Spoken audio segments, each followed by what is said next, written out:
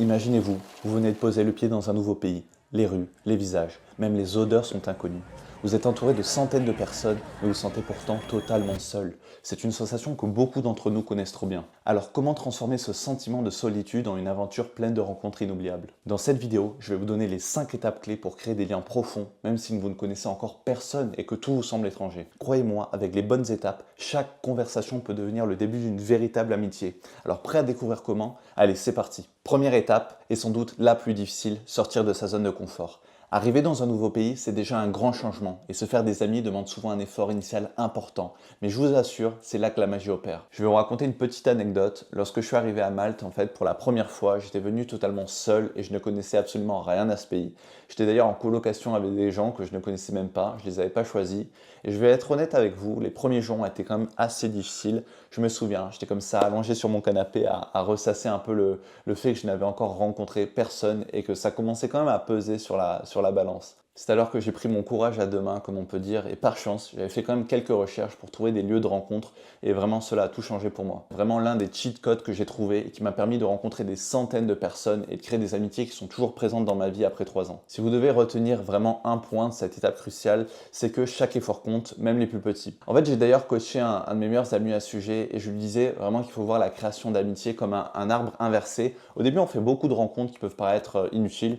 En fait, il est assez rare de trouver vraiment des amis du premier coup. Et en fait, il faut faire beaucoup de volume, c'est-à-dire beaucoup de rencontres, même celles qui semblent les plus insignifiantes. Pour reprendre ma métaphore de l'arbre inversé que j'aime beaucoup, peut-être qu'après 25 rencontres, vous trouverez en fait qu'une personne avec qui le courant passe vraiment. Par contre, cette personne, elle peut vous mener, elle, à un nouveau cercle de 10 personnes, parmi lesquelles en fait vous trouverez de nouveaux amis potentiels. Pour continuer sur les métaphores, faire des rencontres dans un environnement totalement inconnu, c'est un peu comme un entonnoir aussi, vous savez, il faut rencontrer beaucoup de candidats pour trouver quelques amitiés réelles. Et les gars, s'il vous plaît, n'ayez pas peur en fait de rencontrer des gens. Je sais que c'est facile à dire, mais ne refusez aucune opportunité sans pour autant vous forcer en fait.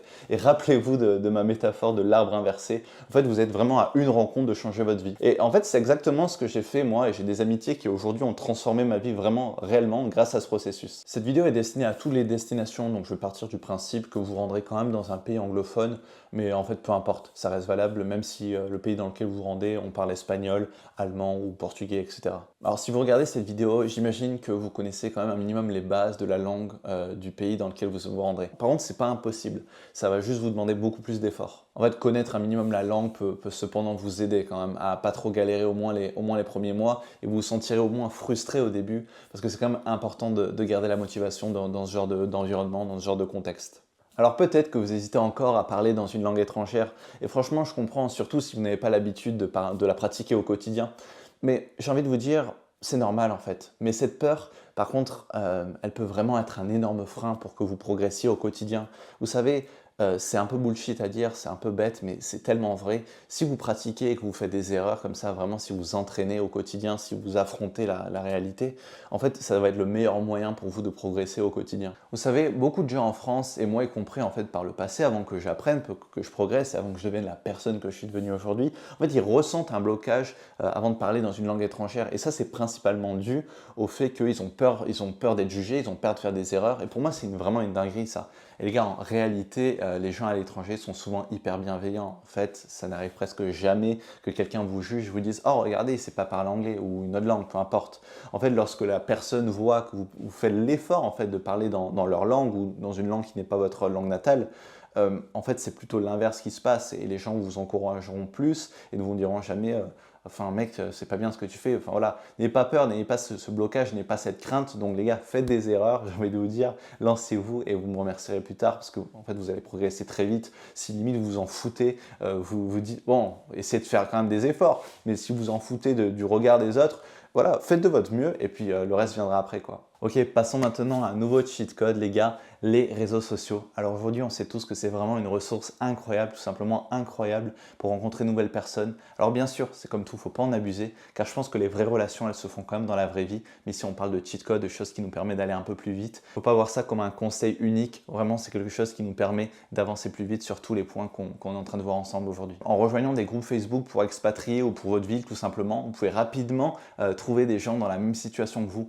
En fait, là, vous passez d'une situation où vous êtes isolé à un accès direct à des centaines, voire des milliers de personnes. Vous verrez sur certains groupes, sur certains sites même, en fait, il y a vraiment énormément de gens, donc vous n'êtes pas seul, vous inquiétez pas. Pour commencer, vous pouvez proposer d'aller boire un verre ou un café. Et si vous êtes assez introverti, vous pouvez aussi commencer par simplement envoyer un message à peut-être une liste de personnes que vous auriez repérées sur les différents groupes pour vous mettre en confiance tout simplement. Et les gars, toutes les techniques dont je vous parle, je les ai moi-même utilisées, notamment ce cheat code lorsque je suis arrivé à Malte. Bon, après un certain temps, mais j'ai organisé des soirées tous les vendredis où j'invitais des nouvelles personnes que je n'avais même jamais rencontrées. C'était une sorte de machine, hein, sans mauvais jeu de mots, de rencontres que j'avais mis en place et ça me permettait tout simplement de voir toujours de nouvelles têtes. Bien sûr, certaines personnes, certaines soirées étaient meilleures que d'autres et certaines personnes aussi que j'ai rencontrées étaient meilleures que d'autres. Mais voilà, en général, c'était vraiment une technique qui a bien marché pour moi. Et pourquoi je vous dis ça en fait, c'est parce que plus vous vous exposez à de nouvelles rencontres et plus vous avez de chances de trouver de gens, de rencontrer de gens avec qui vous avez des affinités et qui pourront peut-être devenir vos amis de demain. Les activités locales sont aussi un autre cheat code gratuit que je vous partage.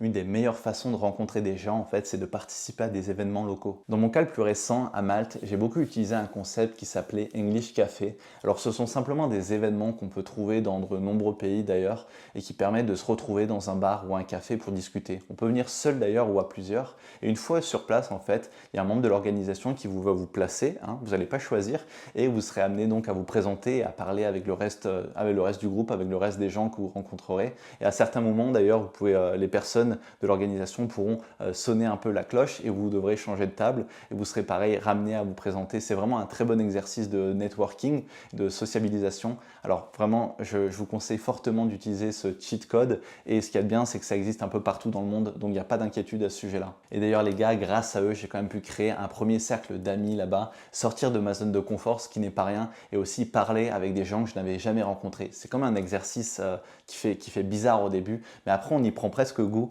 et je pense que pour sortir de sa zone de confort, c'est un des meilleurs exercices et je vous le conseille. Même, je pense qu'il y a des sites comme Meetup notamment qui existent aussi en France, etc., que vous pouvez utiliser, même si vous ne voyagez pas ou vous expatriez pas, ça peut quand même être un nouvel exercice pour mettre un peu de piment à votre vie et pour vous challenger un petit peu. Il est normal en fait de se sentir seul parfois et surtout au début. Pour ma part, avant de me constituer un réseau solide à Malte, il m'a fallu au moins 2 mois. Et en fait, c'est un processus quand même assez long et il faut persévérer et surtout pas se décourager. Il faut retenir que la vie à l'étranger est quand même assez intensifiée. On y grandit plus vite car on est exposé à de nouvelles personnes, à des expériences et parfois à des difficultés.